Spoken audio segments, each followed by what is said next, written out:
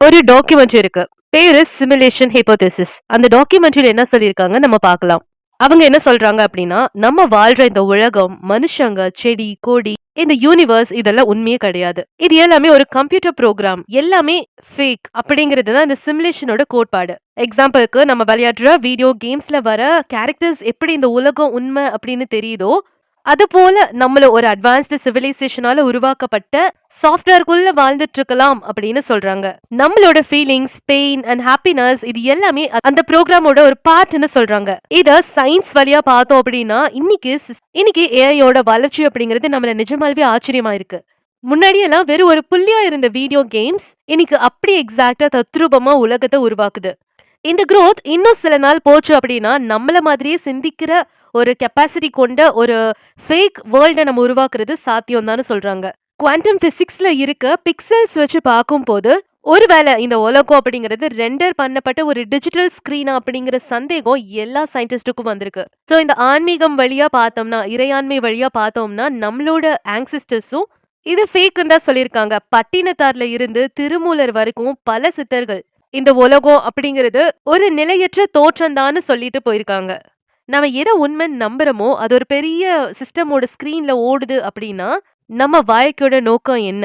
நம்ம வெறும் டேட்டா தானா இல்ல அதுக்கு பின்னாடி ஏதாவது இருக்கா அப்படிங்கிற ஒரு விஷயத்தோட இந்த வீடியோவை ஸ்டார்ட் பண்றேன். Reality versus illusion. இப்போ ஒரு நிமிஷம் கண்ணை மூடிட்டு நம்ம உட்கார்ந்துருக்க சேரு, நம்ம கையில இருக்க போனு, நம்ம சுவாசிக்கிற காத்து இதெல்லாம் உண்மைன்னு எப்படி சொல்றோம்? ஏன்னா நமக்கு அது தெரியுது, நம்ம ஃபீல் பண்ண முடியுது அப்படின்னு நம்ம சொல்லலாம். ஆனா சயின்ஸ் வழியா பார்த்தா நம்ம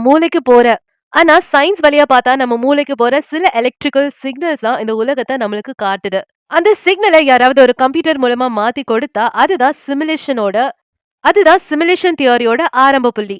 இங்க எக்ஸாம்பிளுக்கு பிளேட்டோஸ் கேவ சொல்றாங்க. சுமார் 2400 வருஷத்துக்கு முன்னாடி கிரீக் பிலாசபர் பிளாட்டோ ஒரு அருமையான கதையை சொன்னாரு. ஒரு இருட்டான குகைக்குள்ள சில பிரிசனர்ஸ் பறந்ததுல இருந்தே சங்கிலியால கட்டப்பட்டிருந்தாங்க. அவங்களால முன்னாடி இருக்கிற அந்த வால் மட்டும்தான் பார்க்க முடியும். பின்னாடி வந்து நெருப்பு எரிஞ்சிட்டு இருக்கு.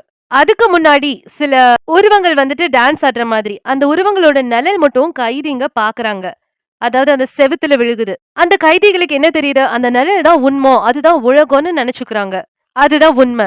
ஒருவேளை ஒரு பிரிசனர் அங்கிருந்து தப்பிச்சு வெளியே வந்து சூரியனோட வெளிச்சத்தை பார்த்து எல்லாத்தையும் பார்த்து போய் மத்தவங்க கிட்ட நம்ம பார்த்ததெல்லாம் வெறும் நிழல் தான் சொன்னா அவங்க நம்புவாங்களா? நம்மளும் ஒரு குகைக்குள்ள இருக்கிற அந்த கைதிகள் போலதான்னு சொல்றாரு. இது இந்தியா வழி தத்துவம்னு பார்த்தா மாயைன்னு சொல்றாங்க. த கான்செப்ட் ஆஃப் மாயா. இந்த விஷயத்த நம்ம ஊர் சித்தர்களும் ஞானிகளும் பல வருஷங்களுக்கு முன்னாடியே சொல்லியிருக்காங்க. ஜகத் மித்யா, அதாவது ஒரு உலகம், ஒரு தோற்றம், ஒரு கனவு. பட்டினத்தார் கூட ஒரு இடத்துல சொல்லியிருக்காரு, வாழ்க்கைங்கிறது ஒரு நீர்க்குமிழி மாதிரின்னு. சோ கம்ப்யூட்டர் கிராபிக்ஸ்ல ஒரு பொருளை உருவாக்குறதுக்கு எப்படி ஒரு பிக்சல்ஸ் தேவைப்படுதோ இந்த உலகத்தை உருவாக்குறதுக்கு மாய அப்படிங்கிற ஒரு திரை ஒரு மறைவு போல வேலை பண்ணுது அப்படின்னு நம்ம தத்துவங்கள்லாம் சொல்லுது. அன்னைக்கு கடவுள் இல்ல சக்தி அப்படின்னு சொன்னத இன்னைக்கு இருக்கிற சயின்டிஸ்ட் வந்துட்டு சூப்பர் கம்ப்யூட்டர் இல்ல புரோகிராமர் அப்படின்னு சொல்றாங்க. பேர் வேறையா இருந்தாலும் கருத்து ஒண்ணுதான். இப்போ நம்ம எல்லாம் கேட்கலாம், ஓகே தத்துவம்னா ஓகே, ஆனா இந்த சயின்டிபிக் வழியில ப்ரூஃப் இருக்கா அப்படி நம்ம கேட்கும் போதுதான் ஒரு ட்விஸ்ட் வைக்கிறாங்க, மேட்ரிக்ஸ் அப்படின்னு. எல்லாரும் மேட்ரிக்ஸ் படம் பார்த்திருப்பீங்கன்னு நினைக்கிறேன். சோ மேட்ரிக்ஸ் படத்துல வர மாதிரி நம்ம உலகத்துல இருக்கிற அணுக்களை உடைச்சு பார்த்தா கடைசியில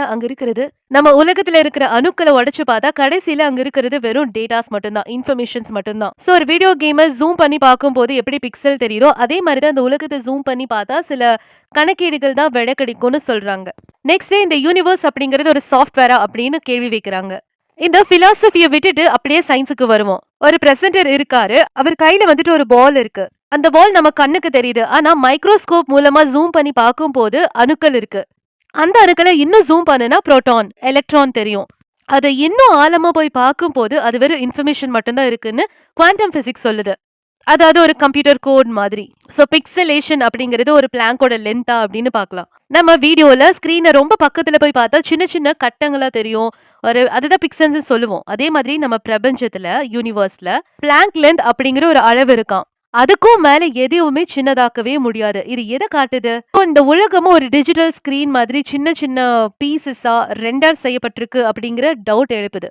சோ இப்போ ஜிடிஏ எடுத்துக்கோங்களேன். அந்த மாதிரி ஒரு கேம் விளையாடும் போது நம்ம கேரக்டர் எங்க போகுதோ அந்த இடத்த மட்டும்தான் கம்ப்யூட்டர் உருவாக்கும். சோ நம்ம பார்க்காத இடத்துல இருக்க மெமரியை மிச்சப்படுத்துறதுக்காக லோடிங் ஆகாது. இதுதான் quantum physics double slit experiment மூலமா நிரூபிச்சிருக்காங்க. இது முன்னாடியே சொல்லியிருக்கேன். ஏன்னா ஒரு துகளை வந்துட்டு கவனிக்கும் போது அது ஒரே இடத்துல இருக்கு, கவனிக்காதப்போ அது வேவ் மாதிரி இருக்கு. So it's exactly like a rendering optimization technique in gaming சொல்றாங்க.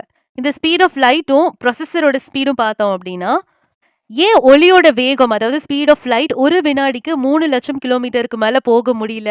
ஏன் அப்படின்னா இந்த சிமுலேஷனை ரன் பண்ற ப்ராசஸருக்கு அதுதான் உச்சக்கட்ட வேகம்.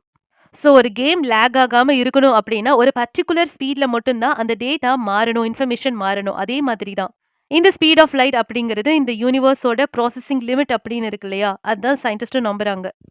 எலான் மஸ்க் அண்ட் மாடர்ன் இப்ப இருக்கிற யோசனையாளர்கள் என்ன சிந்தனையாளர்கள் என்ன சொல்றாங்க அப்படின்னா, எலான் மஸ்க் ஒரு இன்டர்வியூல என்ன சொல்றாரு அப்படின்னா, நம்ம ஒரு நிஜமான உலகத்துல வாழ்றதுக்கு வாய்ப்பு கோடியில ஒண்ணுதான்னு. 40 வருஷத்துக்கு முன்னாடி பாங் அப்படிங்கிற ஒரு சின்ன கேம் விளையாடிட்டு இருந்தோம். இன்னைக்கு விஆர் அதாவது விர்ச்சுவல் ரியாலிட்டி மூலமா ஒரு மாய உலகத்துக்கு போயிட்டோம். இன்னும் 10,000 வருஷம் கழிச்சு போனா மனுஷங்க அப்படியே எக்ஸாக்டா தத்ரூபமா ஒரு உலகத்தை உருவாக்க மாட்டாங்களா? அப்படி உருவாக்குனா நாம அந்த உலகத்துக்குள்ளதான் இப்போ இருக்கோமா? இந்த கிளிச்சஸ் எல்லாம் பார்த்திருப்பீங்களா? நம்ம நிறைய வீடியோல பார்த்திருப்போம். கிளிச்சஸ் இந்த மேட்ரிக்ஸ் அப்படின்னு. ஒரு கம்ப்யூட்டர் ப்ரோக்ராம்னு இருந்தா அதுல கண்டிப்பா பக்ஸ் இல்லைன்னா கிளிச்சஸ் இருக்கும் இல்லையா? நம்ம உலகத்திலயும் அப்படி சில விஷயங்கள் நடக்குதோ அப்படின்னும் அது வந்துட்டு தற்செயல் அப்படின்னு சொல்லி நினைச்சிட்டு நம்ம விட்டுறோம்னு சொல்றாங்க. இதுதான் சிமுலேஷனோட எரர் மெசேஜா கூட இருக்கலாம்னு சொல்றாங்க. எல்லாரும் தேஜாவும் கேள்விப்பட்டிருப்பீங்க. ஒரு இடத்துக்கு புதுசா போவோம். ஆனா ஏற்கனவே அங்க வந்தது போல ஒரு ஃபீலிங் இருக்கும். யாராச்சும் ஒருத்தர்கிட்ட பேசுவோம்.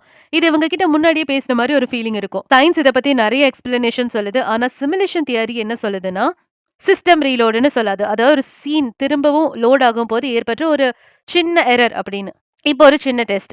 வெல்கம் ஸ்பெல்லிங்ல எத்தனை எல் வரும்? நிறைய பேரு 2 எல் வரும்னு நினைப்பாங்க. ஆனா 1 எல் தான் வரும். அதே மாதிரி Volkswagen லோகோல நடுவுல ஒரு சின்ன கோடு இருக்கா இல்லையா? பல லட்சம் மக்கள் ஒண்ணு இருக்குன்னு சொல்றாங்க. ஆனா உண்மை வேறையா இருக்கு. இதுதான் மண்டேலாவோட எஃபெக்ட். நம்மளோட மெமரிக்கும் ரியாலிட்டிக்கும் இருக்கிற ஒரு டிஃபரன்ஸ் தான். ஒருவேளை சிமுலேஷனை ரன் பண்றவங்க நடுவுல ஏதோ ஒரு டேட்டாவை மாத்திட்டாங்களா? நீங்க ஒருத்தரை பத்தி நினைச்சிட்டு இருப்பீங்க. டக்குன்னு அவங்க கிட்ட இருந்து கால் வரும். இல்லைன்னா ஒரு புது வார்த்தையை கத்துக்குவீங்க. அந்த வார்த்தையை எல்லாரும் யூஸ் பண்ணுவாங்க. இதெல்லாம் தற்செயலா? இல்ல நம்ம அல்கோரிதம் நம்மள குறிப்பிட்ட திசையில கொண்டு போகுதா? சோ இதோட புரோகிராமர் யாரு? சிமுலேஷனை யாரால கட்டுப்படுத்த முடியும்? இந்த டாக்குமெண்ட்ரியில ஃபர்ஸ்ட் இது என்ன சொல்லுதுன்னா போஸ்ட் ஹியூமன்ஸ்னு சொல்றாங்க. அதாவது எதிர்காலத்துல இருக்கிற மனுஷங்களே அவங்க முன்னோருங்க எப்படி வாழ்ந்தாங்கன்னு பாக்குறதுக்காக ஒரு ஹிஸ்டாரிக்கல் சிமுலேஷனை ரன் பண்ணலாம். அப்ப நம்ம வெறும் ஹிஸ்டரி ப்ராஜெக்ட் தானா அப்படிங்கிற கேள்வி. இன்னொன்னு ஏலியன்ஸ். வேற ஒரு கிரகத்துல இருக்க மேற்பட்ட உயிரினங்கள் நம்மள ஒரு ஜூ மாதிரி வச்சு வேடிக்கை பாக்குதா? இல்லைன்னா ஆர்டிபிஷியல் இன்டெலிஜென்ஸ் ஒரு ஏஐ தன்னைத்தானே வளர்த்துக்க ஒரு உலகத்தை உருவாக்கி அதுக்குள்ள நம்மள மாதிரி உயிரினங்களை விட்டு சோதிச்சு பாக்குதா? அண்ட் அது மட்டும் இல்லாம இந்த டாக்குமெண்ட்ரியில மரணத்துக்கு அப்புறம் என்ன நடக்கும்? மரணத்துக்கு அப்புறம் ஒரு வாழ்க்கை இருக்கா? இது வாழ்க்கையிலேயே மிகப்பெரிய மர்மம் தான்.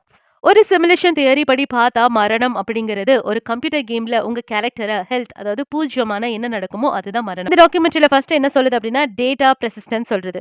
ஒரு கேம்ல நீங்க ஒரு லெவல முடிச்சதும் உங்க எக்ஸ்பீரியன்ஸ் பாயிண்ட்ஸ் எல்லாமே சேவ் ஆகும். அதே மாதிரி நம்ம உடம்பு அழிஞ்சாலும் நம்மளோட கான்ஷியஸ்னஸ் இருக்கு இல்லையா, ஆன்மா அப்படிங்கிறது ஒரு டேட்டா மாதிரி வேறொரு சர்வர்ல ஸ்டோர் செய்யப்படுதா அப்படிங்கிறது கேள்வி. பல மதங்கள் சொல்ற மறுபிறவி அப்படிங்கிறது அந்த டேட்டா வச்சு ஒரு புது கேரக்டர் அதாவது ஒரு புது அவதார கிரியேட் பண்றது தானா? கர்மா அப்படிங்கிறது ஒரு ஸ்கோர் கார்டு தானா அப்படின்னு தான் கேள்வி. செகண்ட் இந்த டாக்குமெண்ட்ரியில என்ன சொல்றாங்க அப்படின்னா multiverse and parallel worlds. Quantum பிசிக்ஸ்ல பல உலகங்கள் இருக்குதுன்னு இன்டர்பிரேஷன் தியரி இருக்கு இல்லையா? ஒருவேளை இந்த சிமுலேஷன்ல நம்ம இறந்துட்டா உடனே இன்னொரு பேரலல் சிமுலேஷனுக்கு நம்ம உயிர் பழிச்சு வந்திருப்பீங்க அப்படின்னு சொல்றாங்க. அதாவது ஒரு கேம்ல செக் பாயிண்ட்ல இருந்து திரும்பி ஆரம்பிக்கிற மாதிரி. இதனாலதான் சில பேருக்கு கனவுல வேறொரு வாழ்க்கைய வாழ்ற மாதிரி ஃபீலிங்ஸ் வருதான்னு கேள்வி. இந்த சிமுலேஷன்ல இருந்து எப்படி வெளியே வருது? மேட்ரிக்ஸ் படத்துல வர மாதிரி நம்ம இந்த சிமுலேஷனை விட்டு வெளியே வர முடியுமா? இந்த புத்தர் சொன்ன நிர்வாணா இல்லனா சித்தர்கள் சொன்ன முக்தி அப்படிங்கறதெல்லாம் ஒரு சிஸ்டத்துல இருந்து லாக் அவுட் பண்றது தானா? சோ இந்த உலகத்துல இருக்கிற ஆசைகள் எல்லாம் விட்டுட்டா நம்ம இந்த ப்ரோக்ராம் உடைச்சிட்டு நிஜ உலகத்துக்கு போக முடியும்னு நம்ம ஒரு ஞானிங்க அப்பவே சொல்லிருக்காங்க. சிமுலேஷனை நம்ம ஹேக் பண்ண முடியுமா? நம்ம ஒரு ப்ரோக்ராம்குள்ள தான் இருக்கோம்னு தெரிஞ்சதுக்கு அப்புறம் நம்ம அந்த ப்ரோக்ராமை நம்மளால மாத்த முடியுமா? அதாவது நம்ம சீட் பண்ண முடியுமா சிஸ்டம் அப்படின்னு கேக்குறாங்க. அதுதான் ஃபர்ஸ்ட் லா ஆஃப் அட்ராக்ஷன் சொல்றாங்க, ஈர்ப்பு விதி.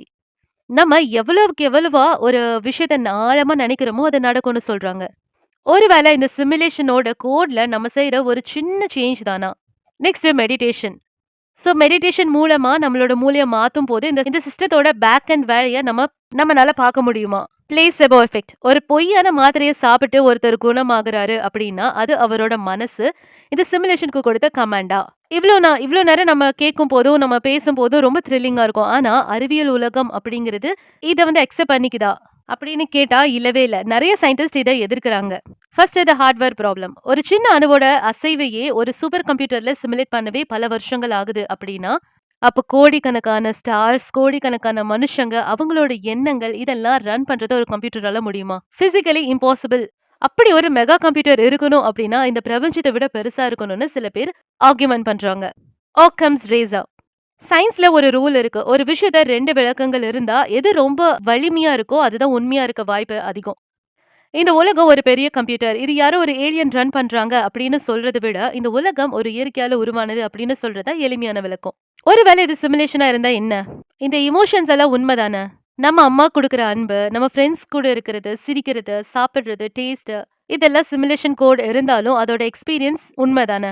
ஒருவேளை இது கேமா இருந்தாலும் அந்த கேம சூப்பரா விளையாடுறது தானே புத்திசாலித்தனம். மாரல் ரெஸ்பான்சிபிலிட்டி என்ன அப்படின்னா, இது ஒரு சிமுலேஷன்னு தெரிஞ்சும் நம்ம எத வேணும்னாலும் செய்யலாம்னு அர்த்தம் கிடையாது.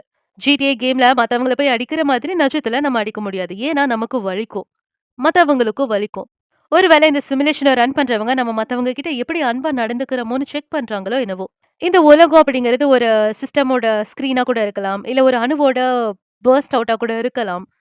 ஆனா இந்த மொமெண்ட், இந்த செகண்ட் நம்ம உயிர் வாழ்றது அப்படிங்கிறது ஒரு மிராக்கிள். சிமுலேஷன் தியரிய ஒரு பயமா பார்க்காம, ஒரு ஆச்சரியமா பார்த்தோம் அப்படின்னா, இந்த பிரபஞ்சம் எவ்வளோ பெருசு, மர்மம்னு சந்தோஷப்பட தான் தோணும். ஸோ இந்த வீடியோ பத்தி நீங்க என்ன நினைக்கிறீங்க? உங்களோட தேஜாவு சிச்சுவேஷன்ஸ், எக்ஸ்பீரியன்ஸ் எல்லாம் நீங்க கமெண்ட்ல சொல்லுங்க. அண்ட் மறக்காம இந்த சேனல